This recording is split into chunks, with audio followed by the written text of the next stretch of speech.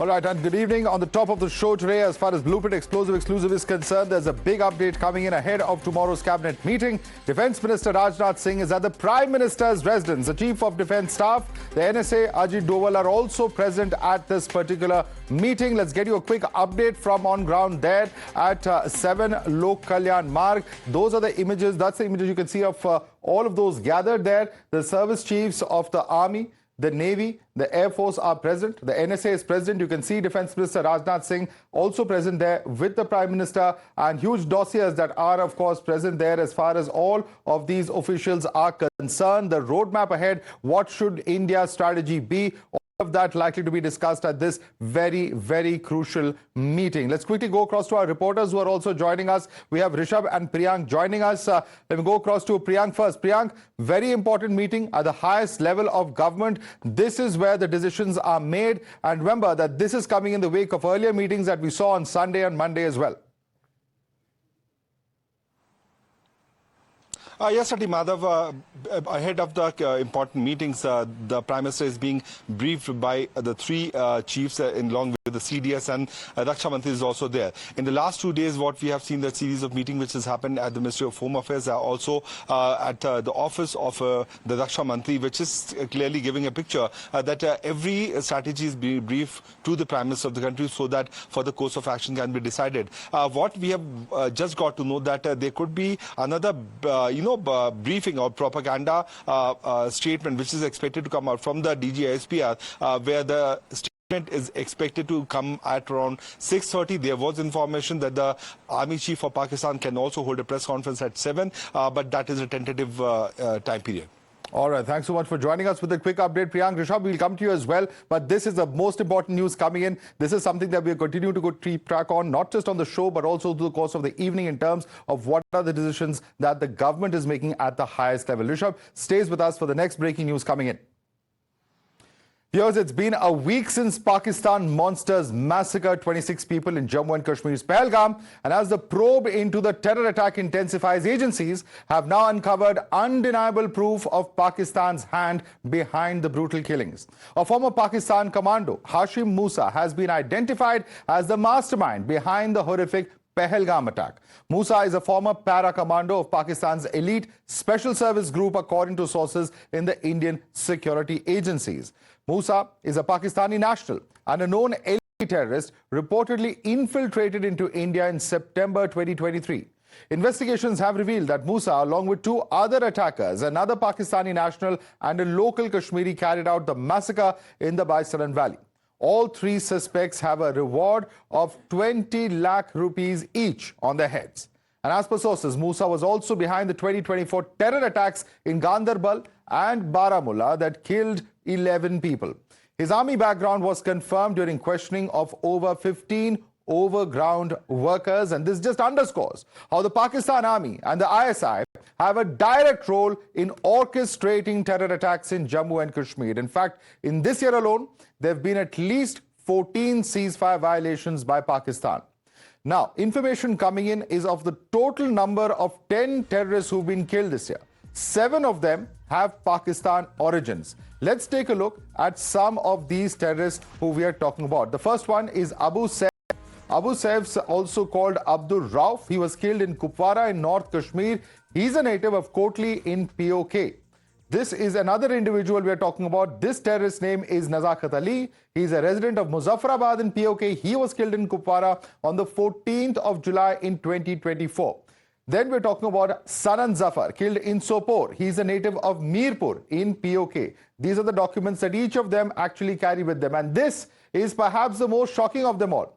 Zahir is a resident of Karna in POK. He was killed in Kupwara in August 2024. And look at this. The RPO Rawalpindi has put out public information about this individual, talking about his death sentence. How did someone on death sentence carry a gun, cross the LOC and carry out acts of terror? That's the question that comes in as far as Zahir is concerned. These are the kind of very open conditions as far as the individuals are concerned. Individuals inside jails are being pushed across the border.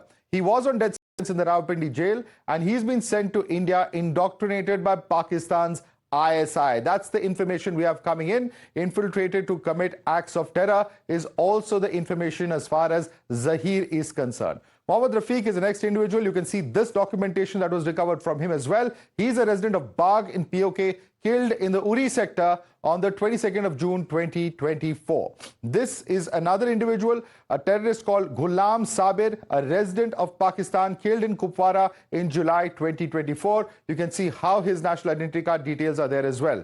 Noman Ziaullah is a resident of Abbottabad, linked to the Hizbul Mujahideen, killed in Kupwara on the 7th of July 2024, and his details, his information in public also present over here. His Pakistan connections also undeniable. That's the information that we have as far as Noman Ziaullah is concerned.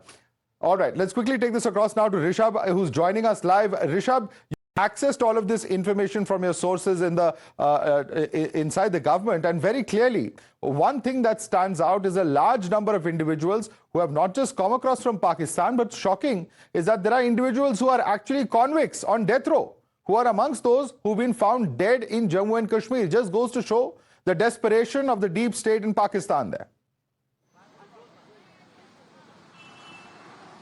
Well, that's the oldest trick in the book, Madhav, if we say about the intelligence world, and that's what ISI is doing. They go to central jail, identify these individuals who are on death row, means that they don't have anything left in their life, indoctrinate them, and then convince them to cross over to India and carry out attacks. There have been 10 neutralizations of terrorists in 2025 itself. 7 of them were Pakistanis. Out of these, 4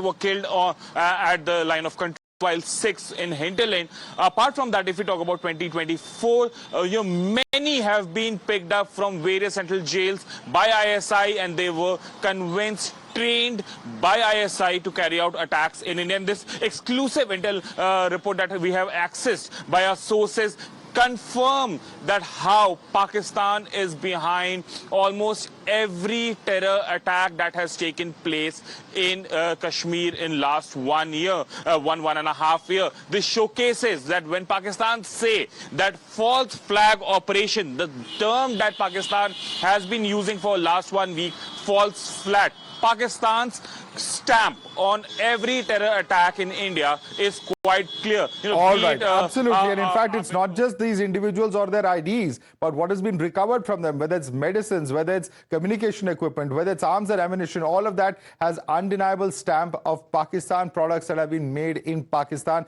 which just shows where this terror is emanating from. Thanks so much, Rishabh, for bringing us that exclusive story. Let's open this up to our guests now. Joining us is Captain Akhilesh Saxena, who is a Kargil war hero. Arasan Singh, author, is with us. We have Uzma Qadar, MP of the PMLN. Raja Faisal is a senior journalist joining us. Let me start first with Arasan Singh. Arasan Singh, perhaps something that you might be familiar with, but in this case, amongst those 7 stands out one individual who is actually on death row in Rawalpindi, and he's actually been found dead in August of last year in Kupwara.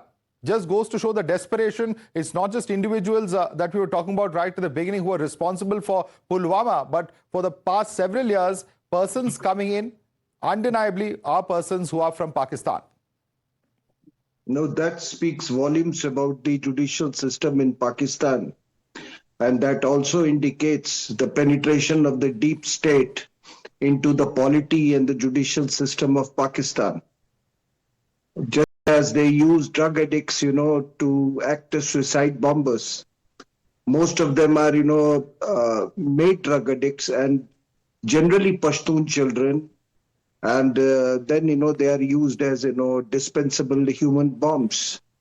And may I also tell you something, that they never return to their home base. Once they enter India, they are told that you have to, you need not come back, otherwise, you will be shot here.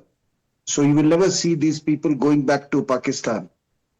So therefore, I mean, this is the want of Pakistan. What Munir was talking about, civilization. Yes, these are the civilizational traits that they have developed fully over the years to disown their own people. The second trait, in Pakistan, and I say this with great deal of study. I have written a book on Pakistan that no protege has survived his patron.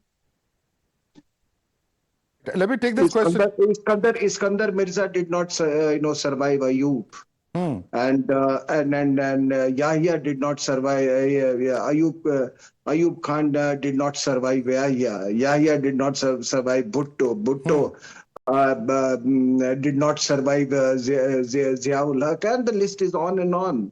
So this is the want of Pakistan. Accept it. And accordingly, we should frame our policies. Okay. Let me bring in Raja Faisal on this. He's a senior journalist. Raja Faisal, how do you explain a person who is on death row inside a jail? How does that individual land up in Kupwara and is found not just bearing arms, but of course has been sent in particularly to spread terror and foment terror? I think first of all, we need to probe it whether that story which is being highlighted by your channel is true to the best of the people's knowledge or to the best of any of the government's knowledge. Secondly, there are many other people who are on the death row. Why not they go to Kashmir and do whatever you are telling them to do? Well, and we've just been told it's not an isolated case. Just to clarify, Raja Faisal, I'm not cutting you short, but there are tweets which show who this individual is, and the very fact that it has been put out by the RPO there in Rawalpindi. That's the information that we have coming in as far as this information is concerned. It's the concerned officials who've put out the tweet, not us. It's coming from Pakistan side. That's why I'm saying it is a probable story. And when it comes to people being on death row, well, there are more people who are on the death row. Kulbhushan Jadhav is one of them who is on the death row in Pakistan. He might, turn up in Kashmir one day, being part of all of these militants and, whatever they are doing out there. While Singh Saab was talking about something very Raja serious, Faisal, you know the difference? Raja Faisal, since you mentioned Kulbhushan Jadhav, you know the difference? India fought for him at the International Court of Justice. He's an Indian citizen. Your government disowned Kasab. You're calling all of these actions by these individuals false flag operations. At least own up to the persons who are Pakistan nationals. Pakistan does not Pakistan even betrays the same persons who they believe are fighting for them internationally. Why should Pakistan be a country that actually owns them? Because we don't own them. They are Pakistan residents. They are your citizens, sir. They are terrorists emanating from your soil. At least have the guts to say they are our citizens. Well, shall I tell you something? There were 62 Indian citizens who were part of ISIS Khorasan. What would you say? Is India going India to acknowledges whoever has left the country and is a terrorist. Unfortunately, Pakistan does not. That is the difference. Let me bring in fact, joining us is also Captain Akhilesh Saxena. Captain Akhilesh Saxena, these arguments, is there even a comparison to be made? Because for decades, we've seen what Pakistan has been doing in Jammu and Kashmir, and they're trying to equate it with one odd incident here and there and say that India does the same thing. Is there any comparison? No, I am really surprised because you know what happened during even Kargil war. So first I will take you just 25 years back. What happened in Kargil war, right? Pakistan first said they are not my citizen, they are not my army men, and they were all sitting there on these peaks. They were all sitting on these peaks during Kargil war, and they say no, these are not my citizen, these are your own citizen. And when we captured these peaks, it was very clear that they were all belonging to Pakistan army, right? They were in kurta pajamas, they were in tracksuit, but we were able to see that they were all belonging to Pakistan army. They were carrying the proof, some of them even carrying the I-card. They have written the letters. So Pakistan is expert in lying, right? Pakistan is one state which is very expert in lying in a very coordinated way. Starting from top minister to the down, everyone will say the same lie. And we were surprised. The same trend which was started in Kargil is still continuing. Right now also they do the same thing. They take few guys who are from a very, very poor background, give them some money, send them to India, or second modus operandi is the same what we have just seen. Go to the jail, get them someone which is already convicted, give them some money, give some money to the family, and tell them go and fight in India, right? Your family will be looked after. And this modus operandi is not now. This is happening for years.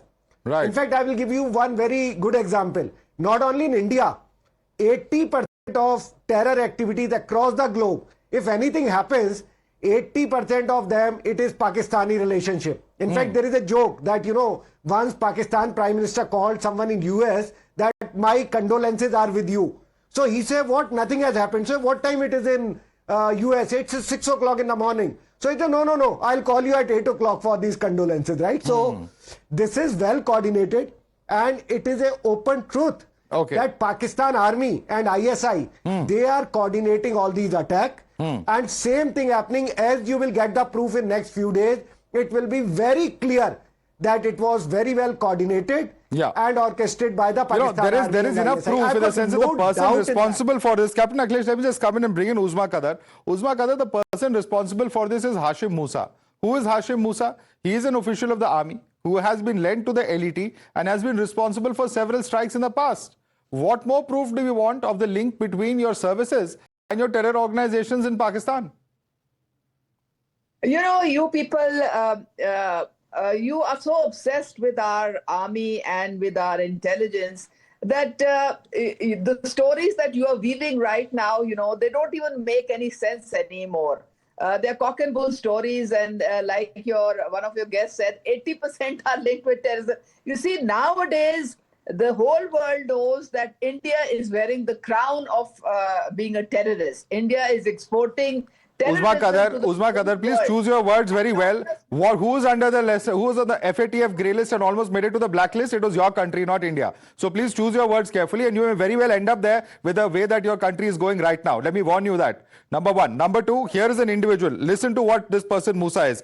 He's a former para-commando in the elite special service group. He is also somebody who has infiltrated India in September 2023. He has carried out not just the Baisaran Valley attack, but also other attacks, Gandarbal and Baramulla as well. So there is specific information surrounding this person.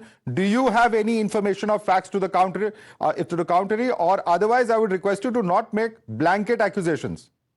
It is all a big lie. You people don't have any evidence. You don't have any audio, any video, any proof of anything. All you Uzma Qadar, listen, you want evidence? Let me quickly show you again all the ID cards of all those persons. This is your Nadra data of your own terrorists that we're going to show you once again. Since you're demanding evidence, let me show it over here. Here are still pictures of this individual. Let's go to the next information. That's, of course, a document that is there. The Pakistan National Identity Card of this person, Nazakat Ali. This is proof, Uzma Qadar. This is proof for you. Since you are demanding proof, here is proof that this person is from your country. The next terrorist. Let's quickly have the next terrorist up on the screen. Of course, this is Sanan Zafar. There are social media posts of this individual. I cannot read Urdu. I don't know what this specifically means. But let's go across to the person. There is Nadra as well as other data. This is a person, of course, Zahir, that we were mentioning earlier. Inside jail in Rawalpindi. Inside jail on death sentence. Tweeted by RPO Rawalpindi. You can see that right there. And this person is found later in Kupwara dead.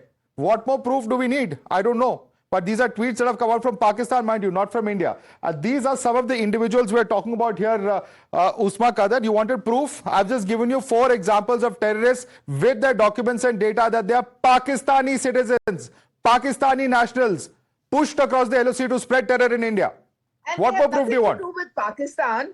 And you say, oh, no. 25 years back, they were in Pakistan. In 1995, they were in Pakistan. And they were in jail, and ISI took them out and sent them to India. Ma'am, he was born in 1999. Get your facts in order. Get your facts in order. They were born in 1999. They were not in any jail in the 90s. They are citizens who are currently being found dead in India, and they are in fact being neutralized by our... They are being neutralized by our forces. Your own Hafiz Saeed is a designated terrorist. The whole world knows your track record in terms of terror. Colonel Harrison Singh, what would you say to this person who's a complete denier? She is not even admitting what her own government has admitted in several fora. No, the very basis of the form of warfare that they embarked upon by conviction and by culture is this warfare of deniability. Why do you forget that? Everybody calls 47, 48, war. It was it actually war between two armies? No. It was, again, they had fought through these, jihadis, only, the military officer, army officers were, providing, some kind of a sprinkling of a leadership.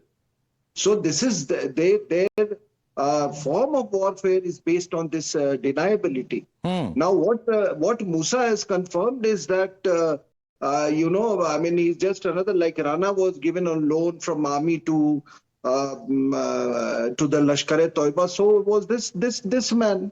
So this is, and by the way, let me tell you that in the pay scales between Lashkar-e-Toiba and the army, there is very little difference. There is almost at par. There are many such cases where one brother is serving, in the Pakistan army, and the other is serving in the Lashkar-e-Toiba. So it's a very novel thing that Pakistan embarked upon right from its, But let me just remind Uzma Qadar, are you going to say today that even Khwaja Asif is wrong? Because he has admitted on international television that yes, you are doing the dirty work for US and the West.